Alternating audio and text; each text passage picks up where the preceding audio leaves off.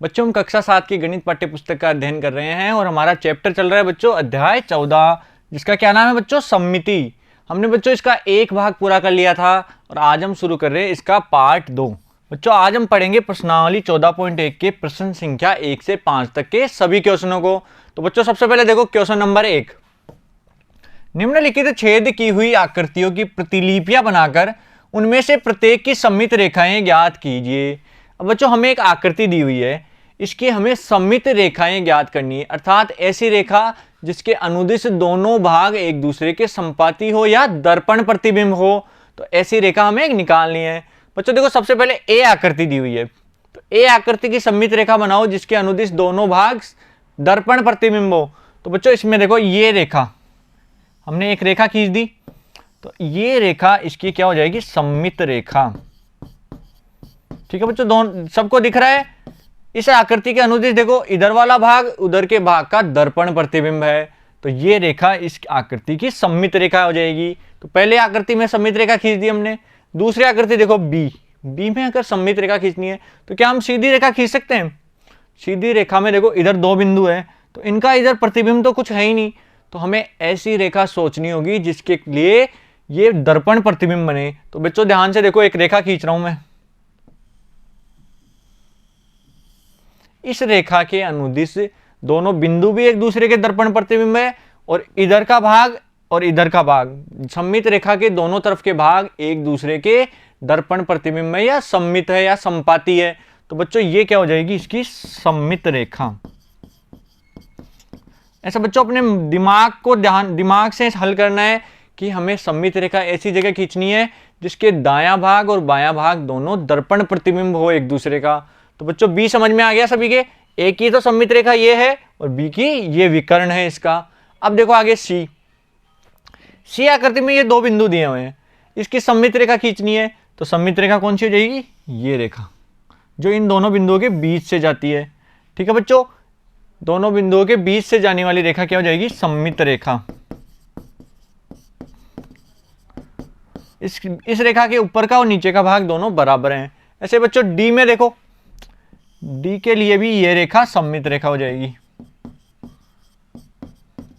इस रेखा के ऊपर और नीचे के भाग दोनों समान है या दर्पण प्रतिबिंब है। ठीक है बच्चों, अब समझ में आ रहा है सभी के?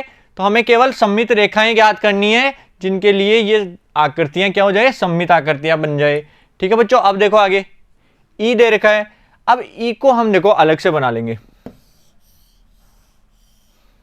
एक छिद्र यहां है, एक यहां, एक यहां और एक यहां, ये चार छिद्र दिए हुए हैं। अब हमें सममित रेखाएं खींचनी है, तो ध्यान से देखो, एक रेखा तो ये हो गई, इसको नाम दे दिया 1 नंबर। तो एक सममित रेखा पता चल गई। ये रेखा दूसरी सममित रेखा है इसकी। ठीक है बच्चों, दो सममित रेखाएं पता चल गई। अब तीसरी सममित रेखा देखो ध्यान से, अगर हम इस आकृति को इस लाइन के अनुदिश देखें तो इधर का भाग और इधर का भाग भी बराबर है। ये देखो छिद्र भी आधे आधे, ये छिद्र आधा आधा बट गया, इस छिद्र का प्रतिबिंब ये रहा और इस छिद्र का भी आधा आधा भाग है। तो ये रेखा भी इसकी सममित रेखा है। और बच्चों ये चौथा विकर्ण है ना इसका, ये भी इसकी सममित रेखा है। तो बच्चों ई आकृति में 4 सममित रेखाएं हम खींच सकते हैं। कितनी बच्चों? टोटल 4 सममित रेखाएं खींची जा सकती है। ऐसे बच्चों एफ में देखो, एफ आकृति दिख रही है, इसमें 3 छिद्र दिए हुए हैं, 1 2 और 3। तो हमें ऐसी लाइन खींचनी है कि तीनों छिद्रों में सममिति बनी रहे। तो बच्चों सिर्फ एक रेखा ही है, ये एक रेखा ही सममित रेखा है। इसके अनुदिश देखो इधर का भाग और उधर का भाग दोनों समान है। अगर इसके अलावा और कोई रेखा खींचेंगे तो हमें छिद्र उधर प्राप्त नहीं होंगे, लेकिन इस रेखा के अनुदिश देखो इस छिद्र का प्रतिबिंब यहाँ है, इधर आधा छिद्र है, इधर भी आधा छिद्र है। तो इस प्रकार हमें सममित रेखाएं खींचनी है कि दायां भाग और बायां भाग एक दूसरे का दर्पण प्रतिबिंब रहे। ठीक है बच्चों, एफ समझ में आ गया सभी के? तो इसमें एक सममित रेखा हो जाएगी।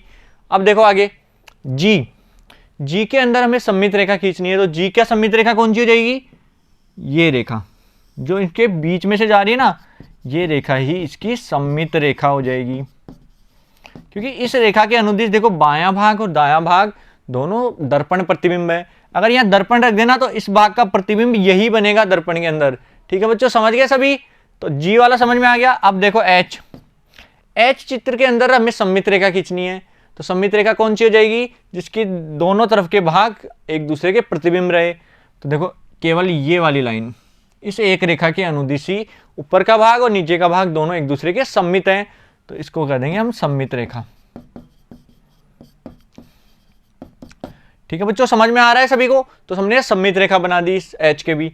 अब देखो आगे आई। अब बच्चों आई के लिए सममित रेखा खींचनी है, तो ध्यान से देखो आई के लिए क्या हम ऐसे लाइन खींच सकते हैं, ऐसे सीधी लाइन, या कौन सी लाइन खींचें जिससे ये सममित बन जाए। तो बच्चों देखो सिर्फ एक लाइन ही है जिससे ये सममित बनेगा। ये लाइन है जो दोनों बिंदुओं के बिल्कुल मध्य से होकर जा रही है, दोनों छिद्रों के बिल्कुल मध्य से होकर जाएगी, तो ये हो जाएगी हमारी सममित रेखा। ठीक है बच्चों, ये क्या हो जाएगी, हमारी सममित रेखा हो जाएगी।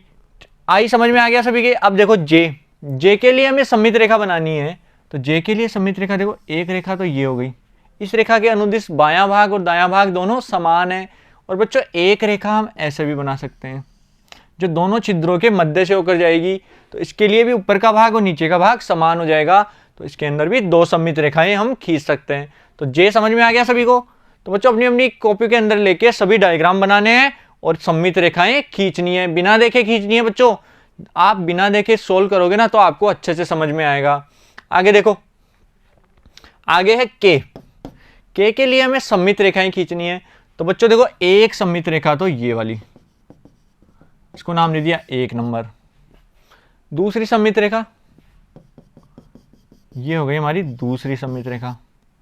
अब बच्चों दो से ज्यादा सममित रेखा भी हो सकती है, देखो इसमें ये हो जाएगी तीसरी, क्योंकि इसके अनुदिश देखो इस बिंदु का प्रतिबिंब ये है, इस बिंदु का ये है, तो ये हो गई 3 रेखा और एक रेखा ये वाली, तो 4 सममित रेखाएं उपस्थित है। हमारे के नंबर का जो डायग्राम दिया हुआ है उसके अंदर कितनी सममित रेखाएं उपस्थित है, 4 सममित रेखाएं। अब बच्चों जे के एल नंबर का क्वेश्चन है ना, उसको देखो ध्यान से। एक छिद्र ऊपर है, एक छिद्र इधर है, एक छिद्र इधर है, तो इसके लिए सममित रेखाएं बनानी है। तो बच्चों देखो सिर्फ एक सममित रेखा ही खींची जा सकती है जिसके लिए इधर का भाग और इधर का भाग समान हो। तो इसमें कितनी सममित रेखाएं, एक सममित रेखा। और बच्चों के में कितनी थी, के अंदर 4 सममित रेखाएं थी, जबकि एल में सिर्फ एक सममित रेखा है। तो बच्चों क्वेश्चन नंबर 1 क्लियर है सभी का। हमें जो डायग्राम दिए हुए हैं उनके अंदर सममित रेखाएं खींचनी थी, तो हमने सभी डायग्राम के लिए सममित रेखा खींच दी है।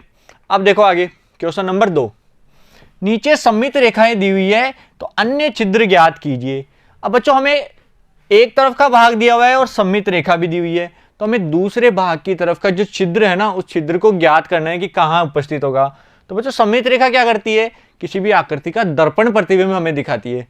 एक बायां भाग है, उसका दाएं भाग दर्पण प्रतिबिंब होता है। तो बच्चों इस रेखा के अनुदिश ये छिद्र है, इसका दर्पण प्रतिबिंब कहाँ स्थित होगा, तो अगर इस रेखा के अनुदिश देखें तो दूसरा छिद्र यहां उपस्थित होगा। तो बच्चों ये हो जाएगा ए का आंसर। केवल यहां छिद्र बनाना है डायग्राम बना के। ठीक है बच्चों समझ गए। बी का क्या हो जाएगा, बी में यहां छिद्र दे रखा है, तो इस छिद्र का दर्पण प्रतिबिंब क्या होगा, इस रेखा के अनुदिश। ये जो सममित रेखा दी हुई है तो इसका अनुदिश हो जाएगा यहां पर, तो ये आ गया बी का आंसर। ठीक है बच्चों, हमें केवल छिद्र बताने हैं कि छिद्र कहाँ उपस्थित है, तो बी का छिद्र कहाँ उपस्थित होगा, इस जगह पर।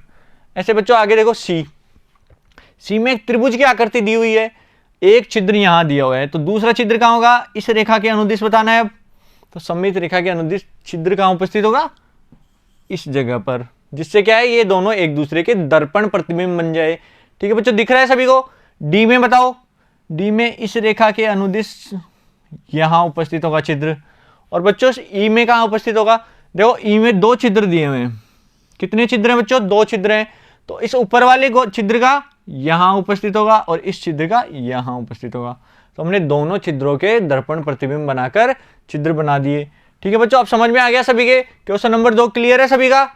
अब देखो आगे क्वेश्चन नंबर 3, निम्नलिखित आकृतियों में दर्पण रेखा अर्थात सममित रेखा बिंदुकित रेखाओं के रूप में दी हुई है।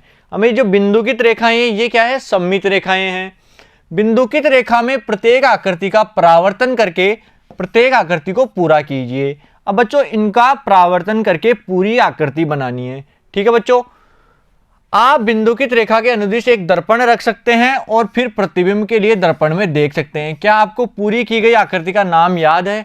अब बच्चों हमें केवल इस आकृति को पूरा करना है और इस आकृति का नाम भी लिखना है। तो बच्चों सबसे पहले ए देखो, ए का अगर इसका दर्पण प्रतिबिंब बनाए तो कैसा बनेगा,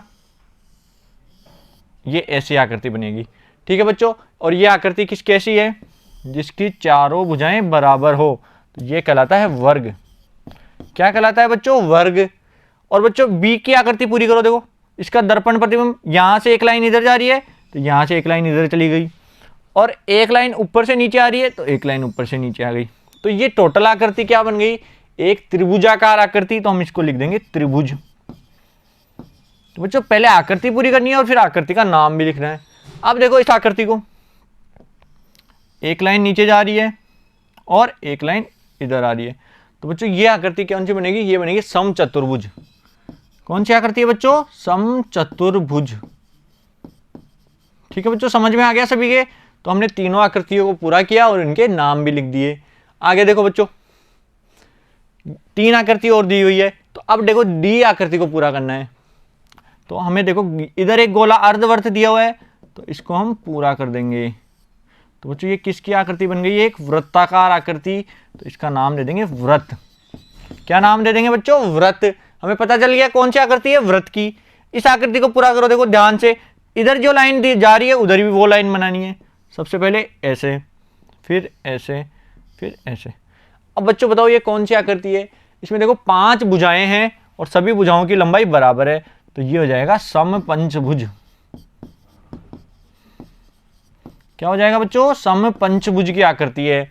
और बच्चों एफ को पूरा करो, देखो एफ के लिए एक लाइन ऐसे, एक लाइन ऐसे, एक सीधी, एक ऐसे और एक ऐसे। तो बच्चों ये कौन सी आकृति है, इसमें देखो भुजाओं की संख्या कितनी है, 1 2 3 4 5 6 7 8, 8 भुजाएं। तो ये हो जाएगा सम अष्टभुज। क्या हो जाएगा बच्चों, सम अष्टभुज। तो हमने सभी आकृतियों को पूरा करके उनके नाम भी लिख दिए हैं। ठीक है बच्चों, उतार लो इनको कॉपी में। समझ में आ गया सभी के, क्वेश्चन नंबर 3 क्लियर है सभी का। अब देखो आगे क्वेश्चन नंबर 4, निम्नलिखित आकृतियों की एक से अधिक सममित रेखाएं हैं। ऐसी आकृतियों के लिए ये कहा जाता है कि इनकी अनेक सममित रेखाएं हैं। जैसे बच्चों देखो ये क्या है, एक आयत है, आयत की 2 सममित रेखाएं दी हुई है, वर्ग की 4 सममित रेखाएं हैं और इस आकृति की 1 2 3 सममित रेखाएं हैं। तो बच्चों इस प्रकार हमें अलग अलग आकृतियों की एक से ज्यादा सममित रेखाएं पता चल रही है। तो बच्चों हमें जो आगे क्वेश्चन में क्या लिखा हुआ है कि निम्नलिखित आकृतियों में से प्रत्येक में विविध सममित रेखाओं की पहचान कीजिए। तो हमें बताना है कि इन आकृतियों में कितनी सममित रेखाएं उपस्थित हो सकती है। तो बच्चों देखो सबसे पहले ए चित्र दिया हुआ है, इसके अंदर सममित रेखाओं की पहचान करनी है। तो ध्यान से देखो, अब ए में सममित रेखाएं कौन कौन सी होगी, तो सबसे पहले देखो ये रेखा इसकी एक सममित रेखा है, दिख रही है सभी को लाल कलर की। तो ये रेखा, इस रेखा के अनुदिश देखो इधर का भाग और ऊपर का भाग दोनों एक दूसरे के दर्पण प्रतिबिंब है, तो ये 1 नंबर की रेखा हो गई।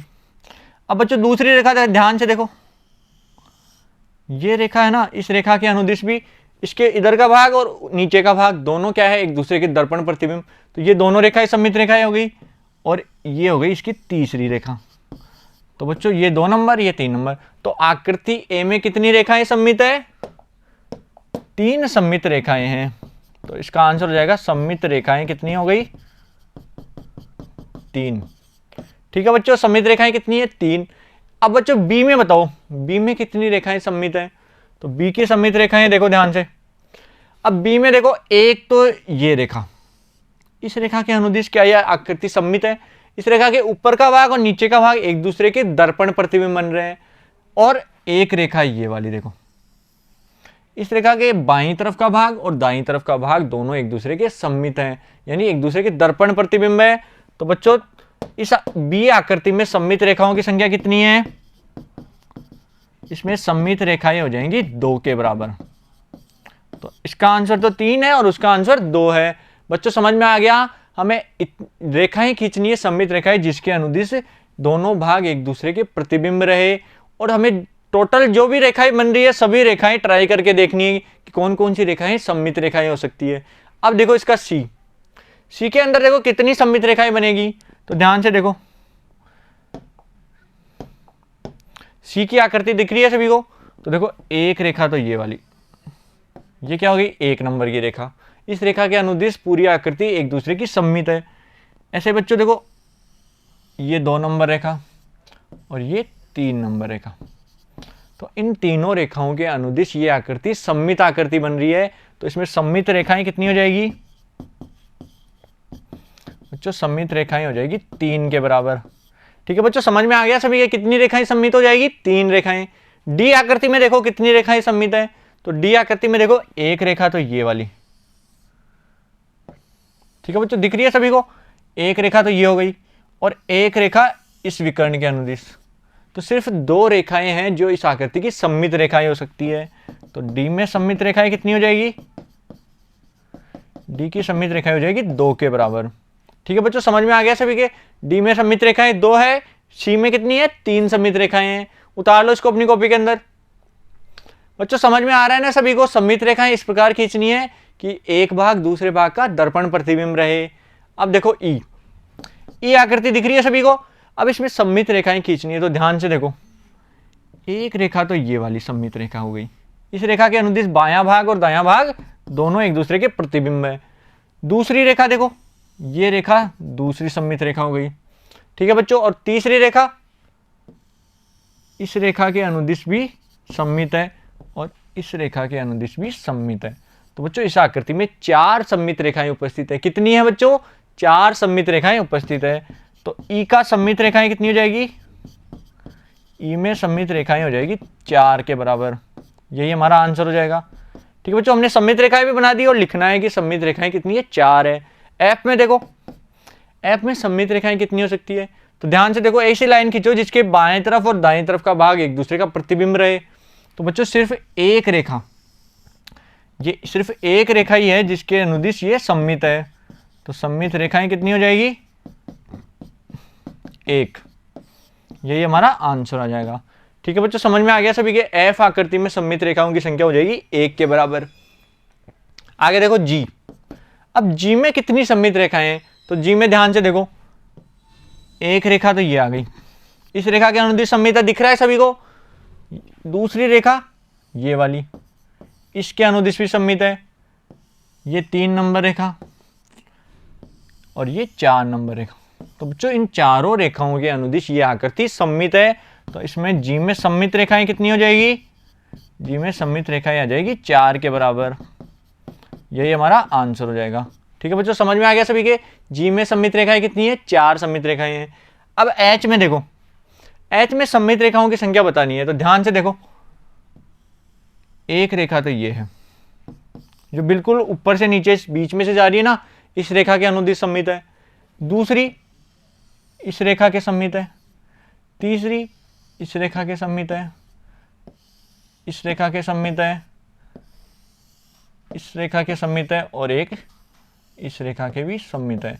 तो बच्चों एच आकृति में कुल 6 सममित रेखाएं हैं। तो बच्चों एच में सममित रेखाओं की संख्या कितनी हो जाएगी? सममित रेखाएं बराबर 6। यही हमारा आंसर हो जाएगा। ठीक है बच्चों, समझ में आ गया सभी के? एच में सममित रेखाओं की संख्या कितनी है? 6 संख्याएं हैं। तो 6 रेखाएं ऐसी है जिसके अनुदिश ये आकृति सममित है, यानी दायां भाग बाएं भाग का दर्पण प्रतिबिंब बन रहा है। तो बच्चों क्वेश्चन नंबर 4 समझ में आ गया सभी के? अब देखो आगे क्वेश्चन नंबर 5। यहां दी हुई आकृति की प्रतिलिपि बनाइए। हमें एक आकृति दी हुई है, इसकी हमें प्रतिलिपि बनानी है, यानी सममित आकृति बनानी है। किसी एक विकर्ण की सममित रेखा लीजिए तथा कुछ और वर्गों को इस तरह छायांकित कीजिए कि यह आकृति इस विकर्ण के अनुदिश सममित हो जाए। तो बच्चों हमें इसमें एक विकर्ण लेना है और इस विकर्ण के अनुदिश हमें इस आकृति को सममित बनाना है। क्या ऐसा करने की एक से अधिक विधियां हैं? क्या यह आकृति दोनों विकर्णों के अनुदिश सममित होगी? और बच्चों यह भी पता लगाना है कि क्या यह आकृति दोनों विकर्णों के अनुदिश सममित हो सकती है या नहीं। तो बच्चों सबसे पहले देखो इसमें विकर्ण बनाते हैं। तो हमने इसको एक विकर्ण ले लिया, ये एक विकर्ण ले लिया। ठीक है बच्चों, अब इस विकर्ण के अनुदिश हमें इस आकृति को सममित बनाना है। अब देखो बच्चों, ये क्या कौन सा कलर है? नीला कलर है। ये भाग छायांकित है, तो हमें इसके अनुदिश सममित रेखा में दूसरा भाग है ना, उसमें भी छायांकित करना होगा। तो ये ब्लू कलर है, तो हमने इस रेखा को भी ब्लू कर दिया, क्योंकि ध्यान से देखो इस लाइन के अनुदिश ये वाला और ये वाला, ये दोनों एक दूसरे के सममित हो रहे हैं। तो इस रेखा के अनुदिश हमने इसको ब्लू कर दिया। तो अब ये दोनों सम्मित हो गए ना, एक दूसरे के प्रतिबिंब बन रहे हैं। ऐसे बच्चों इस ब्लू कलर के जो छायांकित बॉक्स है इसके लिए सम्मित आकृति कहाँ बनेगी? तो देखो यहाँ से 1 2 तीसरा बॉक्स है, तो 1 2 3 ये वाला बॉक्स हमें ब्लू करना होगा। ठीक है बच्चों, इसको अगर आप ब्लू कर देंगे तो इस बॉक्स के लिए भी हमें सम्मित रेखा, सम्मित आकृति प्राप्त हो गई। तो इसके लिए तो इस बॉक्स को ब्लू कर दिया और बच्चों इसके लिए इसको कर दिया, तो ये चारों तो एक दूसरे के सम्मित हो गए। अब नीचे देखो ये वाला बॉक्स ब्लू है, तो कौन सा नंबर है? 1 2 3। तो इस रेखा के अनुदिश इधर भी 1 2 3 नंबर का बॉक्स हमें ब्लू करना होगा। तो हमने इसको ब्लू कर दिया, तो ये भी छायांकित हो गया। अब ये दोनों आकृतियां भी एक दूसरे के सम्मित है, और ऐसे ही बच्चों इसके लिए हमें इसको ब्लू करना होगा या नीला करना होगा। तो बच्चों हमने देखो सभी छायांकित भागों के लिए सम्मित भागों को भी छायांकित कर दिया। तो ये इस विकर्ण के लिए ये आकृति सम्मित हो गई है। इसके ऊपर का भाग और नीचे का भाग एक दूसरे का दर्पण प्रतिबिंब बन रहा है। तो बच्चों ऐसे करने की और कौन सी विधि है? तो ऐसा करने की एक विधि हम दूसरे विकर्ण के अनुदिश भी ले सकते हैं। तो बच्चों अब देखो एक विकर्ण और खींचेंगे इसका, ये हमने विकर्ण खींच दिया। ठीक है बच्चों, दूसरा विकर्ण खींच दिया। तो अब बताना है कि क्या इस विकर्ण के अनुदिश भी ये सम्मित है या नहीं। तो इस विकर्ण के अनुदिश देखो ये ब्लू है, ये भी ब्लू है, यहाँ ब्लू कलर है, यहाँ भी ब्लू कलर है, ये ब्लू है, ये भी ब्लू है, और ये ब्लू है तो ये भी ब्लू है। तो बच्चों ये आकृति तो दूसरे विकर्ण के अनुदिश भी सम्मित आ रही है। तो पूछा था क्या आकृति दोनों विकर्णों के अनुदिश सम्मित है? तो हम लिखेंगे हाँ यह आकृति दोनों विकर्णों के अनुदिश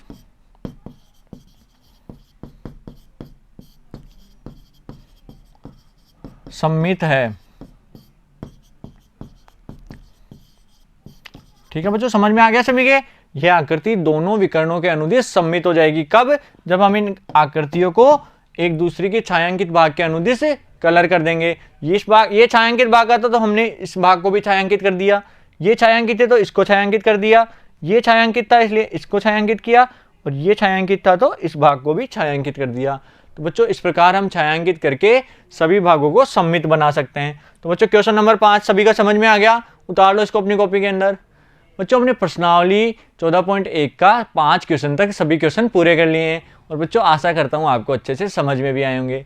बच्चों फिर भी अगर कन्फ्यूजन है तो आप वीडियो को शुरू से दोबारा देख सकते हैं। अब अगले पार्ट में शुरू करेंगे क्वेश्चन नंबर 6 से। Thank you.